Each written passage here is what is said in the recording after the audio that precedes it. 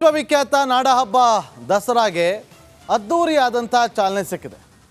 ಸಾಂಪ್ರದಾಯಿಕ ವೇದಿಕೆಯಲ್ಲಿ ದಳಪತಿಗಳ ವಿರುದ್ಧ ಗುಡುಗಿದಂಥ ಜೆಡಿಎಸ್ ಶಾಸಕ ಸಿಎಂ ಸಿದ್ದರಾಮಯ್ಯ ಅವರನ್ನ ಹಾಡಿ ಹೋಗಲಿದ್ದಾರೆ.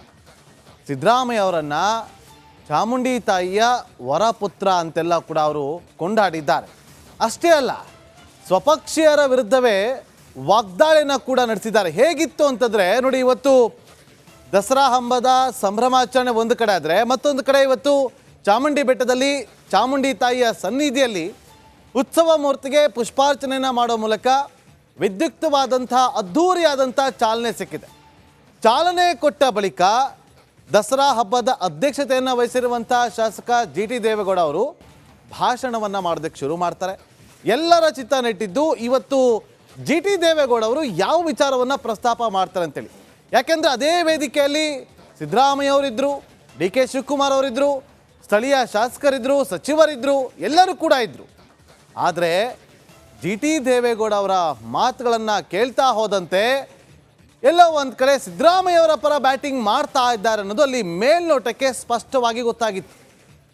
ಅಷ್ಟೇ ಅಲ್ಲ, ತಮ್ಮ ಪಕ್ಷದವರಲ್ಲಿ ಯಾರ ಮೇಲೆ FIR ದಾಖಲಾಗಿದೆ ಅವರು ರಾಜೀನಾಮೆ ಕೊಡಬೇಕು ಅಂತೇಳಿ ಇಂಡೈರೆಕ್ಟ್ ಆಗಿ ಅವರು ವಾಗ್ದಾಳಿಯನ್ನು ಕೂಡ ನಡೆಸ್ತಾರೆ. ಹಾಗಾದರೆ ಓವರಾಲ್ ಏನಾಯಿತು ವೇದಿಕೆಯಲ್ಲಿ ನೋಡ್ಕೊಂಡು ಬನ್ನಿ.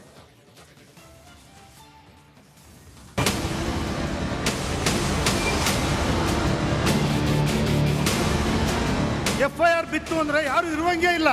ಬಿಜೆಪಿ ಅಶೋಕ್ ಅವರು ಇರುವಂಗಿಲ್ಲ, ಜನತಾದಳ ಇರುವಂಗಿಲ್ಲ, ಕಾಂಗ್ರೆಸ್ ಇರುವಂಗಿಲ್ಲ. FIR ಬಿದ್ದಟ್ಟಿಗೆ ರಾಜೀನಾಮೆ ಕೊಡಬೇಕು. ಇನ್ವೆಸ್ಟಿಗೇಷನ್ ಮಾಡಿದ್ರೆ ಯಾವ್ದಾದ್ರು ಕಾನೂನಲ್ಲಿ ರಾಜೀನಾಮೆ ಕೊಡು ಅಂತ ಹೇಳಿದ್ಯಾ?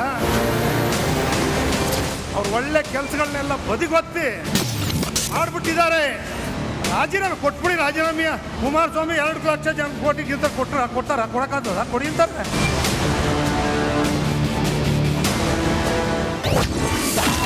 ಹಿತಶತ್ರುಗಳಿಗೆ ಚಡ್ಡಿ ದೋಸ್ತ್ ಚಮಕ್. ದೋಸ್ತಿ ಪರ ಜಿಟಿ ದೇವೇಗೌಡ ಬ್ಯಾಟಿಂಗ್. ವಿಶ್ವವಿಖ್ಯಾತ ಮೈಸೂರು ದಸರಾಗೆ ವಿದ್ಯುಕ್ತ ಚಾಲನೆ ಸಿಕ್ಕಿದೆ. ನಾಡಹಬ್ಬ ಉದ್ಘಾಟನಾ ಸಮಾರಂಭದ ವೇದಿಕೆಯಲ್ಲಿ ಜೆಡಿಎಸ್ ಶಾಸಕ ಜಿಟಿ ದೇವೇಗೌಡ ಸಿಎಂ ಪರ ಬ್ಯಾಟಿಂಗ್ ಮಾಡಿದ್ದಾರೆ. ಗಣ್ಯರು, ಸಹಸ್ರಾರು ಜನರು ತುಂಬಿ ತುಳುಕ್ತಾ ಇದ್ದ ವೇದಿಕೆಯಲ್ಲೇ ಸಿದ್ದರಾಮಯ್ಯರನ್ನ ಹಾಡಿ ಹೋಗಲಿದ್ದಾರೆ. ಸಿದ್ದರಾಮಯ್ಯ ಚಾಮುಂಡಿ ದೇವಿಯ ವರಪುತ್ರ ಅಂತ ಜಿಟಿಡಿ ಕೊಂಡಾಡಿದ್ದಾರೆ. ಸಿದ್ದರಾಮಯ್ಯನವ್ರ ಬಗ್ಗೆ ನನಗೆ ಗೊತ್ತಿರೋದ್ರಿಂದ ಮಾತಾಡ್ತೀನಿ. ಚಾಮುಂಡೇಶ್ವರಿ ಸನ್ನಿಧಿಯಲ್ಲಿ ಕುಟುಂಬ ನೋಡಿದವರಲ್ಲ, ಮಗನೂ ನೋಡಿದವರಲ್ಲ, ಹೆಂಡತಿನೂ ನೋಡಿದವರಲ್ಲ. ನಮಗೆ ಗೊತ್ತಿದೆ ಚೆನ್ನಾಗಿ. ಈಗ ವಯಸ್ಸಾದ್ಮೇಲೆ ಏನೋ ಪ್ರೀತಿ ಬಂದಿದೆಯೋ ಏನೋ ಗೊತ್ತಿಲ್ಲ ನನಗೆ. ಯಾರು ಒಳ್ಳೆ ಕೆಲಸ ಮಾಡಿದ್ದಾರೆ, ವೀರೇಂದ್ರ ಪಾಟೀಲ್ ಇರಲಿ, ಕೆಂಗಲ್ ಹನುಮಂತಯ್ಯನಿರಲಿ, ಹೆಗ್ಡೆ ಇರಲಿ, ದೇವೇಗೌಡರು ಇರಲಿ, ಯಾರೇ SM ಕೃಷ್ಣವ್ರು ಇರಲಿ, ಒಳ್ಳೆ ಕೆಲಸಗಳನ್ನ ಏನು ಮಾಡಿಬಿಟ್ಟೋಗಿದ್ದಾರೆ ಸ್ಮರಣೆ ಮಾಡ್ತಾ ಇಲ್ಲ. ಸಿದ್ದು ಪರ ಜೈಕಾರ, ದಳಪತಿಗೆ ಕೌಂಟರ್. ಸಿಎಂ ರಾಜೀನಾಮೆ ನೀಡುವಂತೆ ಬೊಬ್ಬೆ ಹಾಕ್ತಾ ಇರುವ ಬಿಜೆಪಿ ಜೆಡಿಎಸ್ ನಾಯಕರಿಗೆ ಟಕ್ಕರ್ ಕೊಟ್ಟಿದ್ದಾರೆ ಜಿಟಿ ದೇವೇಗೌಡ. FIR ಆದವರೆಲ್ಲ ರಾಜೀನಾಮೆ ಕೊಡಬೇಕಿಲ್ಲ, ರಾಜೀನಾಮೆ ಕೊಡುವಂತೆ ನ್ಯಾಯಾಲಯ ಹೇಳಿದ್ಯಾ ಅಂತ ಪ್ರಶ್ನೆ ಮಾಡಿದ್ರು. ಜೊತೆಗೆ ಕೇಂದ್ರ ಸಚಿವ HD ಕುಮಾರಸ್ವಾಮಿ ವಿರುದ್ಧವೂ ಗುಡುಗಿದ ಮರಿದೇವೇಗೌಡರು. ಕುಮಾರಸ್ವಾಮಿ ಹೇಳಿದ ತಕ್ಷಣ ರಾಜೀನಾಮೆ ಕೊಡಬೇಕಾ ಅಂತ ಕುಟುಕಿದ್ರು. ಸಿದ್ದರಾಮಯ್ಯನವ್ರ ಬಗ್ಗೆ ನನಗೆ ಗೊತ್ತಿರೋದ್ರಿಂದ ಮಾತಾಡ್ತೀನಿ. ಚಾಮುಂಡೇಶ್ವರಿ ಸನ್ನಿಧಿಯಲ್ಲಿ ಕುಟುಂಬ ನೋಡಿದವರಲ್ಲ, ಮಗನೂ ನೋಡಿದವರಲ್ಲ, ಹೆಂಡತಿನೂ ನೋಡಿದವರಲ್ಲ. ನಮಗೆ ಗೊತ್ತಿದೆ ಚೆನ್ನಾಗಿ. ಈಗ ವಯಸ್ಸಾದ್ಮೇಲೆ ಏನೋ ಪ್ರೀತಿ ಬಂದಿದೆಯೋ ಏನೋ ಗೊತ್ತಿಲ್ಲ ನನಗೆ. ಇನ್ವೆಸ್ಟಿಗೇಷನ್ ಮಾಡಿದರೆ ಯಾವ್ದಾದ್ರು ಕಾನೂನಲ್ಲಿ ಇವು ಜೈಲಿಗೆ ಹಾಕು ಅಂತ ಹೇಳಿದ್ಯಾ? ಇಲ್ಲ ರಾಜೀನಾಮೆ ಕೊಡು ಅಂತ ಹೇಳಿದ್ಯಾ? ಇಲ್ಲ ಯಾರು ರಾಜೀನಾಮೆ ಕೊಡು ಅಂತ ಹೇಳಿದ್ಯಾ ಕೋರ್ಟು? ಇಲ್ಲ ರಾಜ್ಯಪಾಲರು ಹೇಳಿದಾರ? ಇಲ್ಲ ಜೈಲಿಗೆ ಹಾಕಿ ಅಂತ ಹೇಳಿದಾರೆ? ಬೇರೆ ಕೆಲಸ ಇಲ್ವ ಮಾಡಲಿಕ್ಕೆ? ಅಭಿವೃದ್ಧಿ ಕೆಲಸಗಳು ಅವ್ರು ಒಳ್ಳೆ ಕೆಲಸಗಳನ್ನೆಲ್ಲ ಬದಿಗೊತ್ತಿ ಮಾಡಿಬಿಟ್ಟಿದ್ದಾರೆ. ರಾಜೀನಾಮೆ ಕೊಟ್ಬಿಡಿ. ರಾಜೀನಾಮೆಯ ಕುಮಾರಸ್ವಾಮಿ 2 ಲಕ್ಷ ಜನ ಕೋಟಿಗಿಂತ ಕೊಡ್ತಾರ ಕೊಡಕ್ಕಾಗ್ತದ? ಕೊಡಿ ಅಂತಾರೆ. ಸಿದ್ದರಾಮಯ್ಯದವ್ರು 136 ಜನ DK ಗೆದ್ದಿದ್ದಾರೆ. ಜಿಟಿ ದೇವೇಗೌಡರಿಗೆ ಕುಮಾರಸ್ವಾಮಿ ಕೌಂಟರ್. ಸಿಎಂ ಸಿದ್ದು ಪರ ಜಿಟಿಡಿ ಬ್ಯಾಟಿಂಗ್ಗೆ ಕುಮಾರಸ್ವಾಮಿ ಕೌಂಟರ್ ಕೊಟ್ರು. ಮೈಸೂರಲ್ಲಿ ತೊಂದರೆ ಆಗಬಾರ್ದೆಂದು ಆ ಮಾತುಗಳನ್ನ ಆಡಿರ್ಬೇಕು. ನಾನು ಸಿಎಂ ರಾಜೀನಾಮೆ ಕೊಡಿ ಎಂದು ಕೇಳಿಲ್ಲ ಎಂದ್ರು. ನಾನು FIR ರಾಜೀನಾಮೆ ಕೇಳೇ ಇಲ್ವಲ್ಲ. ನಾನು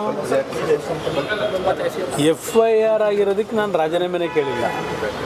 ಅಧಿಕಾರವನ್ನು ದುರುಪಯೋಗ ಪಡಿಸ್ಕೊಳ್ತಕ್ಕಂಥ ನಿಟ್ಟಲ್ಲಿ ನಾನು ರಾಜೀನಾಮೆ ಕೇಳಿದ್ದೀನಿ. ಮತ್ತೆ ಸಿದ್ದರಾಮಯ್ಯ ಪರ ಜಿಟಿಡಿ ಬ್ಯಾಟಿಂಗ್. ಇನ್ನು ದಸರಾ ವೇದಿಕೆಯಲ್ಲಿ ಸಿಎಂರನ್ನ ಹಾಡಿ ಹೊಗಳಿದ ಜೆಡಿಎಸ್ ಶಾಸಕ ಜಿಟಿ ದೇವೇಗೌಡ ರಿಪಬ್ಲಿಕ್ ಕನ್ನಡದಲ್ಲೂ ಮಾತನಾಡುವಾಗ ಸಿದ್ದರಾಮಯ್ಯನನ್ನ ಮತ್ತೆ ಹೊಗಳಿದ್ರು. ಇದಷ್ಟೇ ಅಲ್ಲದೆ ಎಚ್ಡಿಕೆ ಜೊತೆ ನಾನು ಯಾವಾಗಲೂ ಸರಿ ಇದ್ದೇನೆ ಹೇಳಿ ಎಂದು ಪ್ರಶ್ನೆ ಮಾಡಿದ್ರು. ಅವ್ರಿಗೂ ಚೆನ್ನಾಗಿ ಗೊತ್ತಿದೆ, ಸಿದ್ದರಾಮಯ್ಯನವ್ರಿಗೂ ನಮಗೂ ಬದ್ಧ ವೈರಿ ಆಯಿತಾ. ಬಟ್ ಬಿ ಜೆ ಪಿಯವ್ರು ನಾವು ಚೆನ್ನಾಗಿದ್ದೀವಿ, ಯಡಿಯೂರಪ್ಪನ ಜೊತೆ ಇದ್ದೆ, ನಾನು ದ್ವೇಷ ಮಾಡ್ಕೊಂಡಿಲ್ಲ. ಇವರೇ ನನ್ನ ಅಲ್ಲಿಂದ ಕರ್ಕೊಬಂದವರು ಬರಬೇಕು ಅಂತ ಬಿ ಜೆ ಪಿ ಬಿಡಿಸಿ ಕರ್ಕೊಬಂದವರು ಇವರೇ. ಯಡಿಯೂರಪ್ಪ ಮುಖ್ಯಮಂತ್ರಿ ಆಗಲಿ ಅಧಿಕಾರ ಕೊಡಲಿಲ್ಲ ಅಂತ ನಾವು ಒಬ್ಬನೇ ಹೋಗಿದ್ದು ನೇರವಾಗಿ.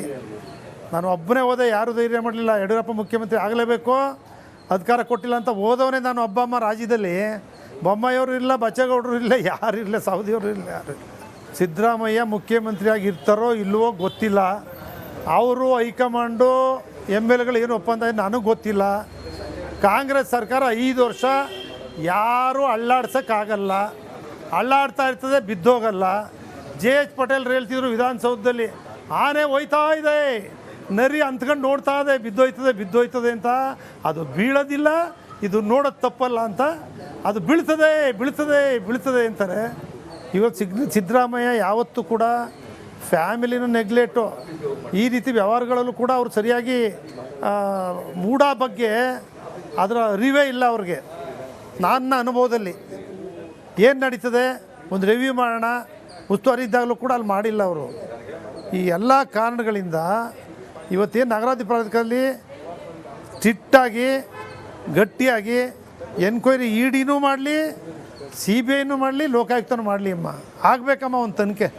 ಒಟ್ಟಾರೆ ಮೂಡ ಮಹಾಸಂಘರ್ಷದಲ್ಲಿ ಸಿಲುಕಿರುವ ಸಿದ್ದರಾಮಯ್ಯ ಬಚಾವ್ ಮಾಡಲು ಕಾಂಗ್ರೆಸ್ ಶತಪ್ರಯತ್ನದ ಮಧ್ಯೆ ಜೆಡಿಎಸ್ ನಾಯಕ ಬ್ಯಾಟಿಂಗ್ ಮಾಡಿದ್ದು ರಾಜಕೀಯ ವಲಯದಲ್ಲಿ ಹೊಸ ಚರ್ಚೆಯನ್ನ ಹುಟ್ಟುಹಾಕಿದೆ. Bureau report, Republic Kannada.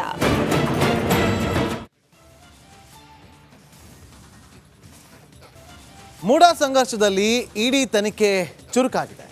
ಇವತ್ತು ದೂರುದಾರ ಸ್ನೇಹಮಯಿ ಕೃಷ್ಣ ವಿಚಾರಣೆಗೆ ಹಾಜರಾಗಿದ್ದಾರೆ.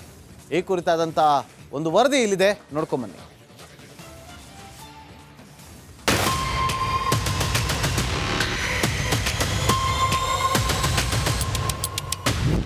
ಮೂಡ ಸಂಘರ್ಷದಲ್ಲಿ ಇಡಿ ಆಟ ಶುರು. ಇಡಿ ಕಚೇರಿಗೆ ಸ್ನೇಹಮಯಿ ಕೃಷ್ಣ ಹಾಜರ್. ಮೂಡ ನಿವೇಶನ ಹಂಚಿಕೆ ಸಿಎಂ ಸಿದ್ದರಾಮಯ್ಯ ಅವರ ಕುಟುಂಬದಿಂದ ಅವ್ಯವಹಾರ ಆರೋಪ ಇದೀಗ ಇಡಿ ಅಂಗಳದಲ್ಲಿದೆ. ಮೊನ್ನೆಯಷ್ಟೇ ECIR ದಾಖಲು ಮಾಡಿದ್ದ ಜಾರಿ ನಿರ್ದೇಶನಾಲಯ ಮೊದಲ ಹಂತವಾಗಿ ಇವತ್ತು ದೂರುದಾರ ಸ್ನೇಹಮಯಿ ಕೃಷ್ಣ ಅವರನ್ನ ವಿಚಾರಣೆ ನಡೆಸಿತು. ಬೇನಾಮಿ ಹೆಸರಲ್ಲಿ ಸಿಎಂ ಸಿದ್ದರಾಮಯ್ಯ ಕುಟುಂಬ ಮೂಡಾದಲ್ಲಿ ನಿವೇಶನ ಪಡೆದಿತ್ತು ಎಂಬ ಆರೋಪ ಮಾಡಿದ್ದ ಸಾಮಾಜಿಕ ಕಾರ್ಯಕರ್ತ ಸ್ನೇಹಮಯಿ ಕೃಷ್ಣ ಬೆಂಗಳೂರಿನ ಶಾಂತಿನಗರದ ಇಡಿ ಕಚೇರಿಯಲ್ಲಿ ವಿಚಾರಣೆ ಎದುರಿಸಿದ್ದಾರೆ. ಮೊದಲ ಹಂತದಲ್ಲಿ ದೂರುದಾರ ವಿವರವನ್ನ ಪಡೆಯೋದಕ್ಕೆ ಇವತ್ತು ವಿಚಾರಣೆ ನಡೆಸಲಾಗಿದೆ. ಸತತ 7 ಗಂಟೆಗಳ ಕಾಲ ವಿಚಾರಣೆ ಮಾಡಿದ್ದ ಇಡಿ ಅಧಿಕಾರಿಗಳು ಸ್ನೇಹಮಯಿ ಕೃಷ್ಣ ಕೊಟ್ಟ ದಾಖಲೆಯನ್ನ ಪರಿಶೀಲಿಸಿದ್ರು. ಆಸ್ತಿ ಪತ್ರ, ಅಕೌಂಟ್ ಡೀಟೇಲ್ಸ್, ಆದಾಯದ 500 ಪುಟಗಳ ದಾಖಲೆ ಜೊತೆ ಸ್ನೇಹಮಯಿ ಕೃಷ್ಣ ವಿಚಾರಣೆಯನ್ನ ನಡೆಸಲಾಗಿದೆ. ನಿಜವಾದ ವಾಸ್ತವಾಂಶಕ್ಕೆ ಆ ನಿವೇಶನಗಳು ಪಾರ್ವತಿಯರು ಸೇರಿದಂಥ ನಿವೇಶನ ಅಲ್ಲ. ಅದು ಮೈಸೂರು ನಗರಾಭಿವೃದ್ಧಿ ಪ್ರಾಧಿಕಾರ ಸೇರಿದ ಆಸ್ತಿ ಅಂತ ನಾವು ಮೊದಲಿಂದ ಹೇಳ್ತಾ ಇದ್ದೀವಿ. ಹಾಗಾಗಿ ಮೈಸೂರು ನಗರಾಭಿವೃದ್ಧಿ ಪ್ರಾಧಿಕಾರದ ಆಸ್ತಿ ಮತ್ತೆ ಮೈಸೂರು ನಗರಾಭಿವೃದ್ಧಿ ಪ್ರಾಧಿಕಾರಕ್ಕೆ ಬಂದಿದೆ. ಯಾರು ಬೇಕಾದ್ರೂ ನಮ್ಮ ವಿರುದ್ಧ ದೂರು ದಾಖಲು ಮಾಡಬಹುದು. ಈ ಮಧ್ಯಮ ವರ್ಗದವರು ಒಬ್ಬ ಮುಖ್ಯಮಂತ್ರಿ ವಿರುದ್ಧ ಹೋರಾಟ ಮಾಡಬಾರ್ದು ಅಂತ ಹೇಳಿದ್ರು, ಸಂವಿಧಾನ ತಿಳಿಸಿಲ್ಲ. ಕಾಣದ ಕೈ ಆಗಲಿ ಅಥವಾ ಕಾಣೋ ಕೈ ಆಗಲಿ ಯಾವುದೇ ಕೈ ಇದ್ರೂ ಕೂಡ ಅದಕ್ಕೂ ಇದಕ್ಕೂ ಸಂಬಂಧ ಇಲ್ಲ. ಎಲ್ಲಿ ಯಾವುದೇ ತನಿಖೆಗೂ ಸಿದ್ಧ ಇದ್ದೀನಿ. ಯಾವ ತನಿಖಾ ಸಂಸ್ಥೆ ಕೂಡ ನನ್ನನ್ನು ತನಿಖೆಗೊಳಪಡಿಸ್ಬೋದು. ಸಿದ್ದರಾಮಯ್ಯ ಪಟಾಲಂಗೆ ಟೆನ್ಷನ್ ಶುರು. ಸ್ನೇಹಮಯಿ ಕೃಷ್ಣ ಇವತ್ತು ಇಡಿ ಮುಂದೆ ಹಾಜರಾಗ್ತಾ ಇದ್ದಂತೆ ಸಿದ್ದರಾಮಯ್ಯ ಸೇರಿ ಅವರ ಪಟಾಲಂಗೆ ಟೆನ್ಷನ್ ಶುರುವಾಗಿದೆ. ಸಿಎಂ ಕುಟುಂಬ ಸೇರಿ ಆಪ್ತರ ಬಗ್ಗೆಯೂ ಸ್ನೇಹಮಯಿ ದಾಖಲೆ ನೀಡಬಹುದು ಎನ್ನಲಾಗಿದೆ. ನಿಮ್ಮ ಆರೋಪಗಳಿಗೆ ಸಾಕ್ಷಿ ತೆಗೆದುಕೊಂಡು ಬನ್ನಿ ಅಂತ ಜಾರಿ ನಿರ್ದೇಶನಾಲಯ ಸೂಚನೆ ಕೊಟ್ಟಿತ್ತು. ಹೀಗಾಗಿ ಸಿಎಂ ಸಿದ್ದರಾಮಯ್ಯ ಮತ್ತು ಅವರ ಪಟಾಲಂಗೆ ಢವಢವ ಶುರುವಾಗಿದ್ದಂತೆ. ನನಗೆ ಯಾವುದೇ ಇಡಿ ನೋಟಿಸ್ ಬಂದಿಲ್ಲ.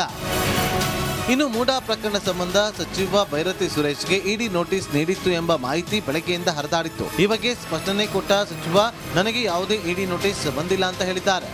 ಯಾವುದೇ ಇಡಿ ನೋಟಿಸ್ ಆಗಲಿ ಇನ್ನೊಂದು ಇಲಾಖೆ ಆಗಲಿ ನೋಟಿಸ್ ಬಂದಿಲ್ಲ. ಇದು ನಿಮ್ಮ ಮುಖಾಂತರ ನಾನು ಹೇಳ್ತಾ ಇದ್ದೀನಿ, ಸ್ಪಷ್ಟವಾಗಿ ಸ್ಪಷ್ಟ ಮಾತುಗಳಲ್ಲಿ ಹೇಳ್ತಾ ಇದ್ದೀನಿ. ನನ್ನನ್ನು ಯಾಕೆ ಒಳ್ಳೆ ದುಶ್ಮನ್ಗಳ ಥರ ಮಾಡ್ತೀರಲ್ಲ ನೀವು? ನಾನೇ ನಿಮ್ಮ ಶತ್ರುನಾ? ನಾನು ಯಾಕೆ ಈ ಥರ ಒಬ್ಬ ಇನ್ನೋಸೆಂಟ್ ಇದವ್ರನ್ನ ಎಲ್ಲರನ್ನೂ ಬಿಟ್ಟು ನಮಗೆ ಯಾಕೆ ಟಾರ್ಗೆಟ್ ಮಾಡ್ತೀರಾ? ಏನು ತಪ್ಪಾಗಿದೆ ನನ್ನಿಂದ? ಒಟ್ಟಾರೆ ಇವತ್ತು ದೂರುದಾರ ಸ್ನೇಹಮಯಿ ಕೃಷ್ಣ ಇಡಿ ವಿಚಾರಣೆಗೆ ಭಾಗಿಯಾಗಿ ತಮ್ಮ ಆಸ್ತಿ ಆದಾಯದ ವಿವರವನ್ನ ನೀಡಿದ್ದಲ್ಲದೆ ಆರೋಪದ ಬಗ್ಗೆಯೂ ಕೂಡ ಮಹತ್ವದ ಸಾಕ್ಷ್ಯಗಳನ್ನ ಕೊಟ್ಟಿದ್ದಾರೆ ಎನ್ನಲಾಗಿದೆ. Dhruvaraj, crime bureau, republic Kannada.